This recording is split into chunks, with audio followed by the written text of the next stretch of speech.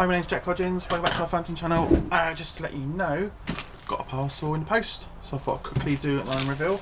I know what it is, I'm not going to let you guys know what it is just yet. Look, my invoice, took a while to come through, but I actually got it, and quite excited. So any guesses what might be in the box? Quite a big box, quite large. Right, so put you lot out your misery. Here we go. I'll do it nice and carefully. You probably guess on the box that you've got the logo for it, DJI. So quite excited. There's a box within a box. So look what we got in here. Oh yes, it's like bit of Christmas. Dun. Oh no, it's empty. Ah, sent me an empty box. Not really. It's here. There you go. Guess what it is yet? Size of the box. Not give too much away. It is the new Phantom controller. Fantastic. So let's have a look at the box. What we get in the box?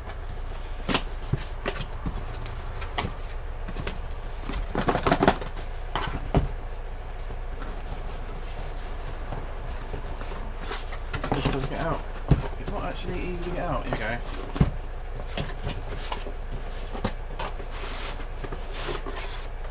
Quite a smart box. I actually like the box. Quite a smart box. A bit like Apple. They pack it really nice and neat. So what we got in here? Bloody hell! Pack it tight. And here we have it. The new remote control. Oh, that is. Oh, that's the bit. That's for you to screw your. So I'm gonna have to take off my Wi-Fi extender and put it on here. So there you go. So anything else in the box? Empty, empty, empty, empty. Because this is charging. They don't actually give you a charging lead, but I assumed you would use the one that came with this anyway. So here we have it. We've got the new remote control. Let's take this off.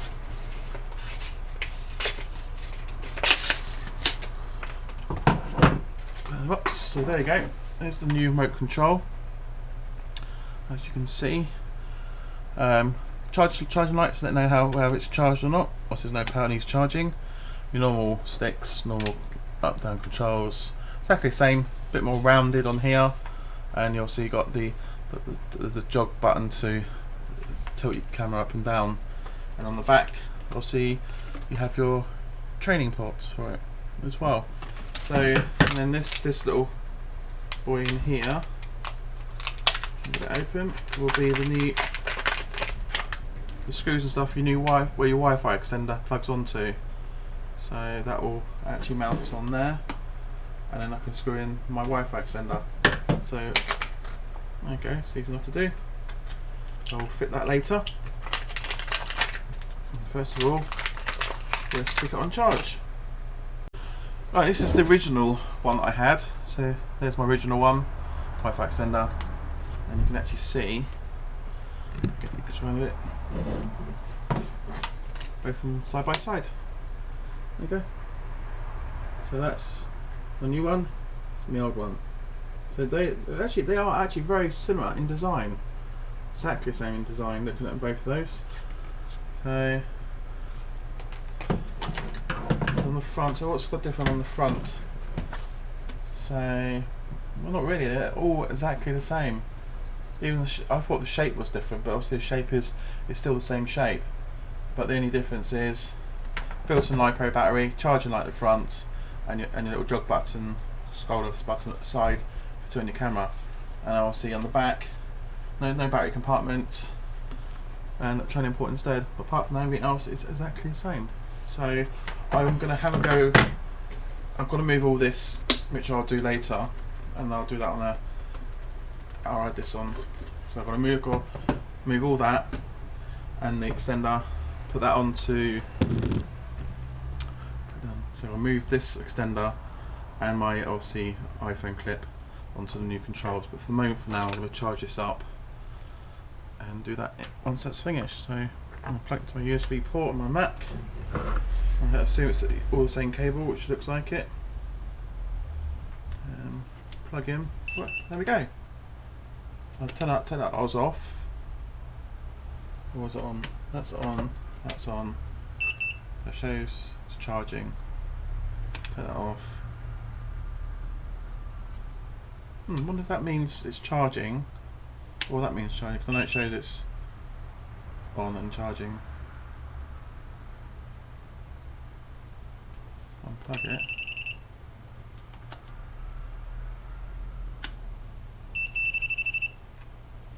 Also needs power, so I'm going to try that off. It's not. So let's have a look on here. Just this is a normal Phantom label, power on self test. But nothing on here to say which way. I would assume it would have to be off the charging mode anyway. So I'll leave that on for an hour, and then I'll come back. For you guys, it's going to be sort of like almost instant, because I'm going to pause the video in between it all, so not waiting around for an hour and watching myself. But so there you have the new remote control. We'll get that paired up, and we'll then do a bench test to see how easy it is to configure this to work with the new one, whether it's pairs and works straight away, or we have to do something different with the software. We'll actually do the video and tutorial for it, so you guys know what to do if you decide to upgrade your new controller to new Phantom one. And hopefully Phantom will release the speed controllers and the motors and then new propeller blades. Maybe I can actually fit that to my Phantom Plus, making it concurrent with what DJI is now selling. So we'll see on that one. So for now, I'm just going to turn this video off. We'll come back to you in a sec, and this hopefully should be fully charged. We can start moving those bits over and then do the pairing and test. Right, we're going to now change all this over. So I'll probably. So we're going to transfer all these bits over onto the new controller. Then we can then have a go binding it. So I'm just going to get on with this. So.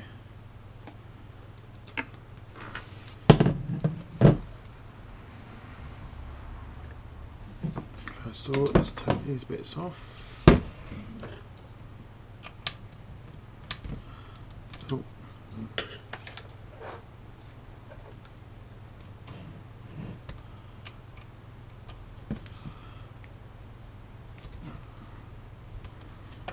Quite tight, so be careful not to thread the screw. So now.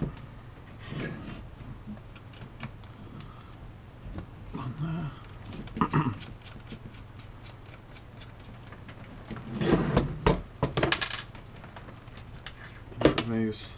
You can buy these actually separately, so they're all purchased separately.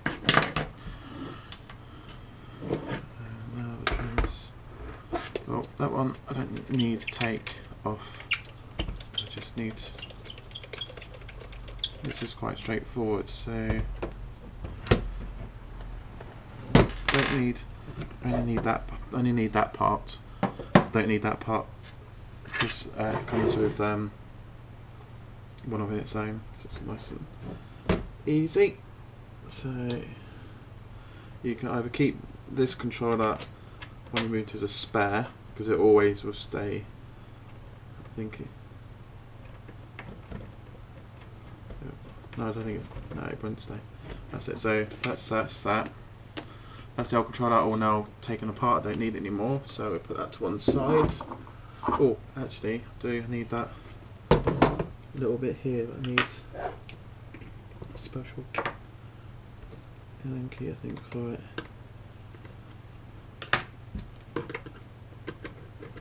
Yeah, I need to find a special Allen key. It's from my toolbox.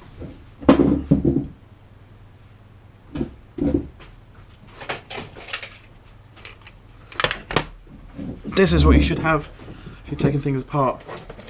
I got this from B&Q, I think it was, can't remember which one, B&Q, and it's got every bit you need for absolutely anything. So I need one of these, smooth that, too big, let's go down, right one. Nice and easy. Oh shit, the only trouble is they don't actually stay in the right places, they easily fall out. So it can be annoying sometimes to get the way with. So now I think it's just one to undo this. Is it completely off? Yeah, there we go. Right, that's that done. And we'll just quickly screw this all together. So undo this. Come on a bit. Okay.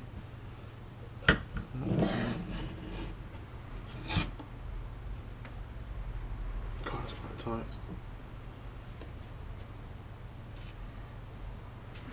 Pair of scissors here comes in handy.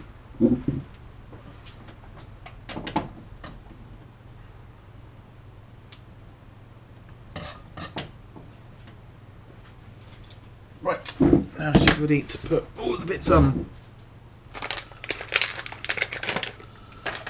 There you go, comes with it. It's the first time I've done this one, so should be quite straightforward. So, a tiny little, oh, how tiny they are. So what ends we need? Cool, they're like, oh, they are fixed. Cool, that's really hard to see. You have to catch that right. So this one on. Right, so we now mount that on there. So it goes in one place. Push it up, push it, and it should just sit in the groove nicely like that. It's nice and easy. And make sure we match the bottom bit up with the same, like so. Tail them with 4 screws. Oh, well, this way it looks like it's going to be held with 3 screws. I'll find out in a minute. So, be careful not to lose screws. Quite fiddly. I'm going to show something at the magnetic bit on the end. So there you go. One in. Have to find another slip in. It's not the right one. Just get them in all lined up first. Oh, it's coming off. 2.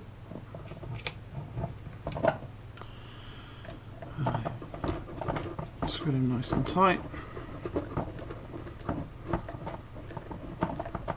Okay, straight down. Very tight fitting, so don't over tighten them because it's only plastic. So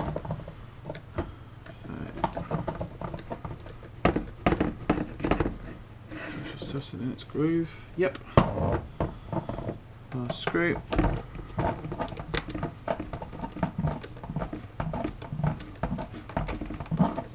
Done. So that's on. The next bit we need to do is screw it on the mobile phone holder. So one there, and plate. Yeah, you can just hold it together, sort of fingers, and line the screw up. And there we go. So far, so good.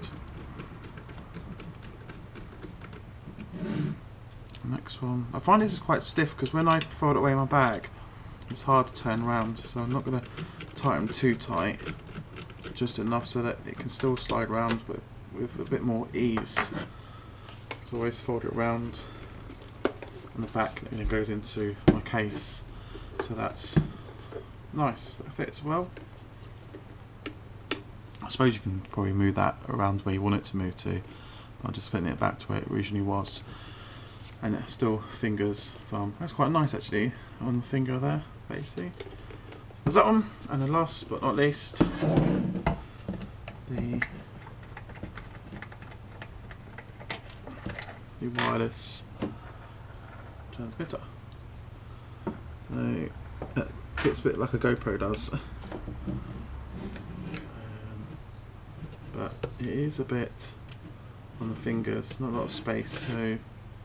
And the controller's a bit sort of shiny, so it slides around. So lining this up, you need more one pair of hands. It's not as easy. But there you go, she's in. Oh, it's not the other than that, the outside. This is a bit sort of fingers and thumbs. There you go, nice and tight. And the transmitter's on. So all we've got left now to do. It's fully charged up, so there's your power light and there's your 4 lights to say you've got full power. That's it. I noticed as well on here, the other difference, it's exactly the same as the original control, but obviously you got this is different, so it's not, you haven't got the other one. You obviously got the training port, no battery, because obviously the battery is built in now, and you got the bottom one for charging. You got so you got a LiPo battery. Sticks are still the same, but you've got to remember is you can have, I don't know why they've done this, because I've never needed to use it, is when you're descending down, you can actually put it on a lock, so it stays in lock position like this, and then when you get to where you want to be, you flip it and unlock it. I don't think that's a good idea. I don't like the idea of that. I like coming down and have control, so if I do forget, I can let go quickly. If you lock it on there and forget about it, it's going to sort of descend to the floor before you know you've crashed it. And it's very, again, because it's locked, it's very close to motor cut off. So I'm not sure that's a good idea or not, but I'll play with it anyway. So next we need to do now is bind this. Oh, I forgot the middle of this bit here as well. I do sometimes use my iPad instead of my iPhone on here. So it's quite bulky when you've got iPad on here, but it's an option to have, and it's great to have this on there anyway. It didn't cost me too much to buy. So stick that in there.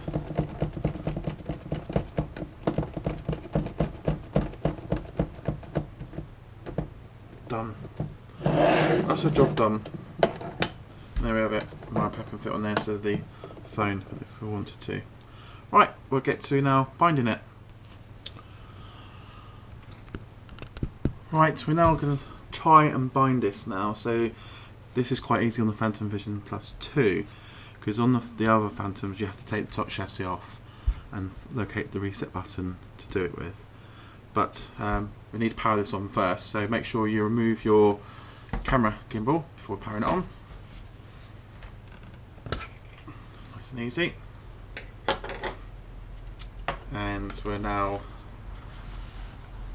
power up.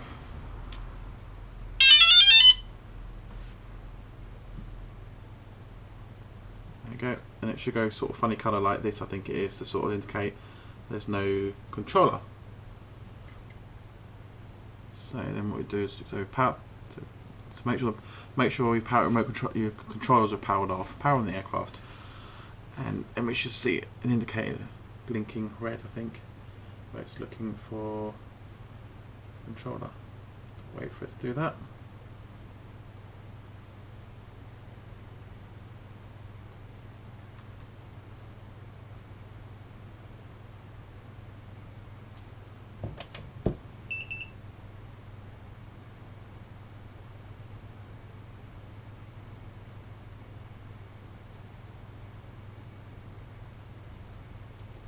Right, it's meant to be flashing red to indicate it's not got the controller.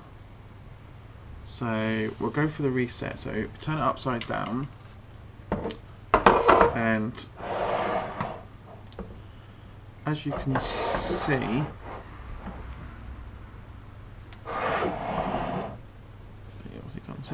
as you can see, there is a flashing red light down the leg. So just down here there's a flashing red light. That is your reset. That's your reset. So you need to get a small screwdriver, because there's a little button down there. You literally, I think you push and hold. So look, so yeah, you push and hold it until you get yellow flashing lights. There you go. So now, where it's red, was red underneath here, there you can see that. Yeah, I get it so you can actually see one. So there you go. So that was flashing red. Now it's flashing yellow. So now it's flashing yellow. We now turn on the remote control. So power on. And I think once it's got its binding, the indicator should then switch off. There you go, it switched off. Simple as that. So power on your Phantom, Press that button until it flashes orange, because obviously it'll go red to start with, flash orange. Once it's flashing orange, power on your remote control and wait for it to go out, and then it's bound basically. So now we can test to see if it's bound. So we put that down, and we power up, and there we go. We have working. There we go.